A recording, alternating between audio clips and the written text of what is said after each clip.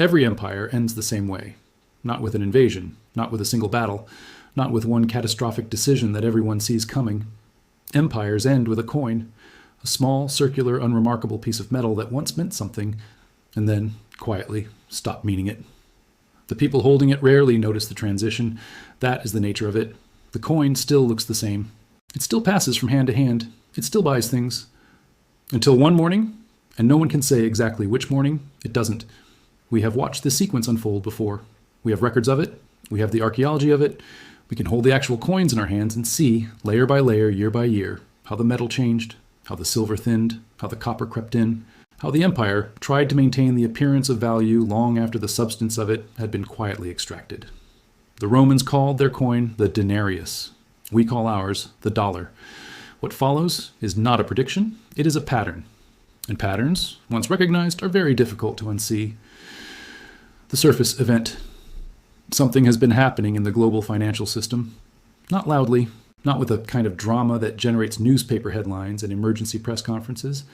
It has been happening the way foundational shifts always happen, beneath the surface, in the mechanics, in the plumbing of the system that most people never think about until the water stops running.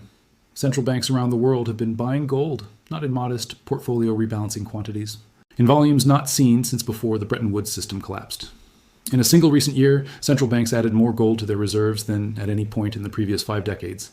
At the same time, the share of global trade settled in dollars has been declining, slowly, incrementally, but consistently.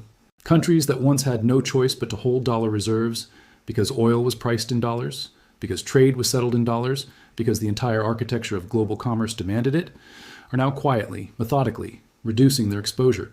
Brazil and China settling bilateral trade in their own currencies. Saudi Arabia discussing oil sales denominated outside the dollar. India paying for Russian energy in rupees. Each of these, individually, is explainable. Each has a technical reason, a political justification, a logical framing that makes it sound manageable. But history does not move in isolated events. History moves in patterns, and this pattern has a name. The historical parallel. In the year 64 AD, the Roman Emperor Nero made a decision that seemed at the time entirely practical. The empire's expenses had outgrown its revenues. Wars on the frontiers were expensive.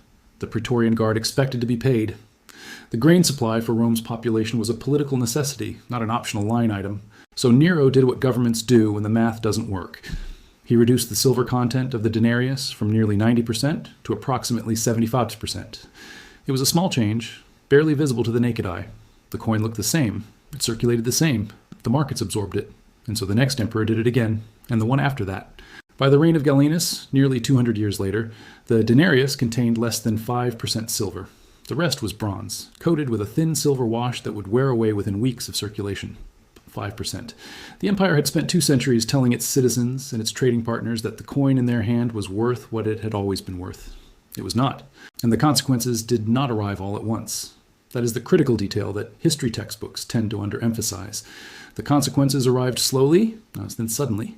Merchants began demanding more coins for the same goods, not because they understood the metallurgy. Most of them didn't, but because something felt wrong. The transactions felt unbalanced. The prices felt off.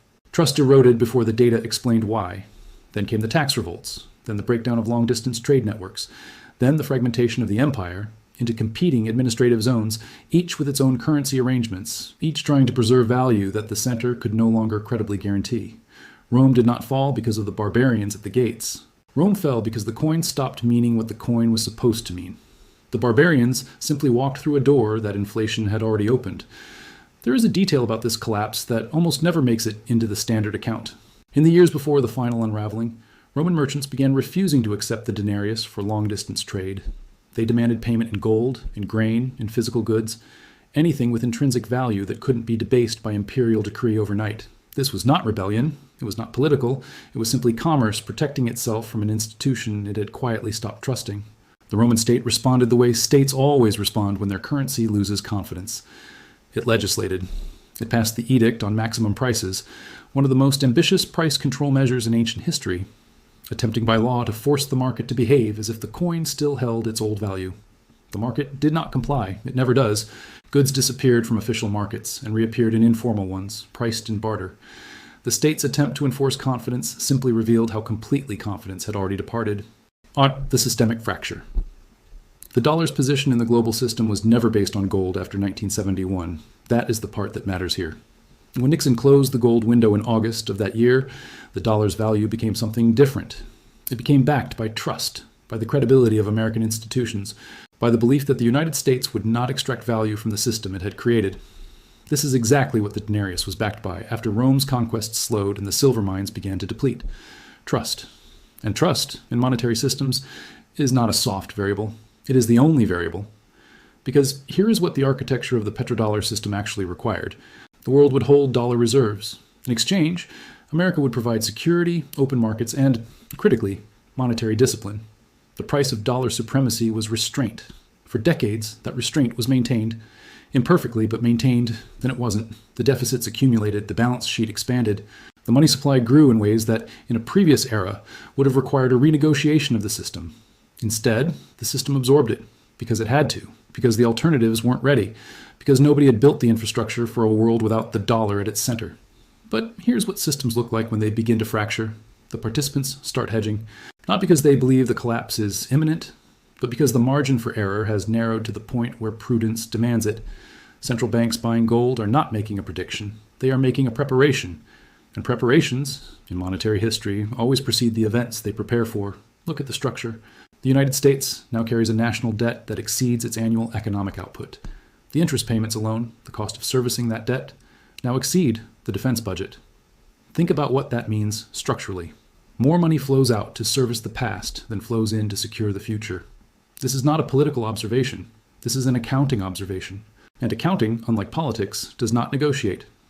When Rome reached the point where the cost of maintaining the empire exceeded the revenues the empire could generate, the response was not reform. The response was debasement, because debasement is invisible. It is a tax that requires no vote, no announcement, no acknowledgement. You simply reduce the silver, and you keep moving. Escalation through context. Consider what is actually happening simultaneously. The BRICS nations, Brazil, Russia, India, China, South Africa, and their expanding membership are not simply building a new trading bloc. They are building the infrastructure of an alternative settlement system slowly, without a single press conference declaring war on the dollar. They don't need to declare war. They just need to build roads. China has been settling more than half of its cross-border transactions in renminbi. Russia has rerouted its commodity exports through non-dollar channels. India has established bilateral currency agreements with dozens of nations. Each road built is one less road that runs through the dollar. This is precisely how the British pound sterling lost its reserve currency status in the 20th century. Not through a single catastrophic event, through the slow accumulation of alternatives. After World War II, the infrastructure of global commerce, the shipping lanes, the insurance markets, the trade financing networks that had been built around sterling began to replicate itself around the dollar. It took decades. The pound didn't disappear. It simply became smaller, less central, less necessary. The world did not reject the pound. The world outgrew it. There's a word for what happens when a reserve currency is outgrown. The word is adjustment. But the lived experience of adjustment for the country at the center of the system is something closer to compression. Imports become more expensive. The cost of borrowing increases. The assumption that the rest of the world will absorb your deficits quietly and without complaint, that assumption stops being valid.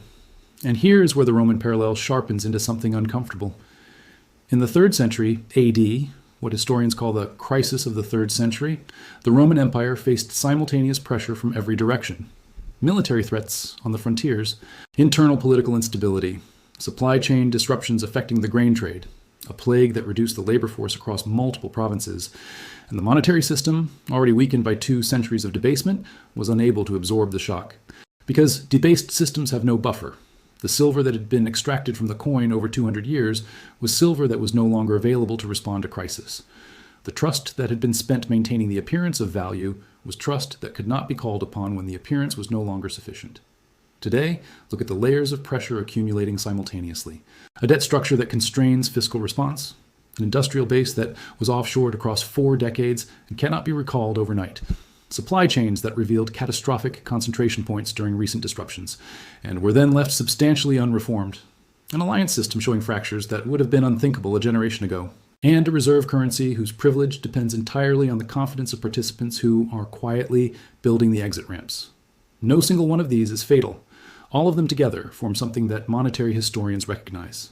They form the conditions under which reserve currency transitions have always begun, not with a collapse, with a drift. The drift that precedes the moment when enough participants have built enough alternatives that the cost of the transition falls below the cost of continued dependence. That moment is not announced, it is arrived at. And when it arrives, it looks, in retrospect, inevitable. Open-ended historical warning. Here is what the Roman Empire never understood about its own decline. The Denarius did not fail because Rome ran out of silver. Rome ran out of credibility long before it ran out of silver. Credibility cannot be measured in the same way that silver content can be measured. You cannot hold credibility in your hand and feel its weight. You cannot bite it to test its purity, but it operates by the same laws. Spend it gradually enough, and each individual spending seems painless, but the account is finite, and the withdrawals compound. By the time a monetary system's credibility is visibly gone, it has already been functionally gone for years.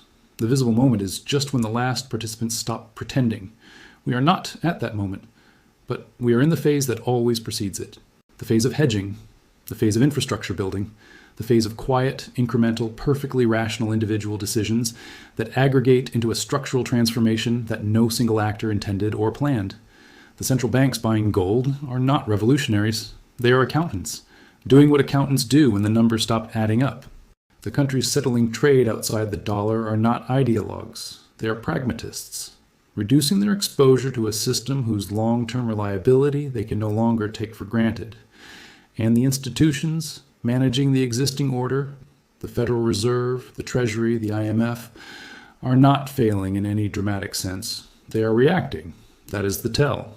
In the periods of genuine monetary stability, Bretton Woods at its peak, the early petrodollar era, the institutions were not reacting to events. They were shaping them.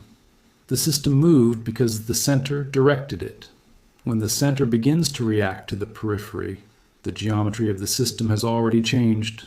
Rome spent its last functional centuries reacting to the barbarians, to the provinces, to the market prices that kept rising despite imperial price controls, to the soldiers who demanded payment in goods rather than coins they no longer trusted. The empire was still there. The institutions were still functioning.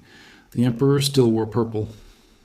But the system had already reorganized itself around the reality that the center could no longer hold. The denarius was the last thing to officially fail, because currency is always the last thing to officially fail.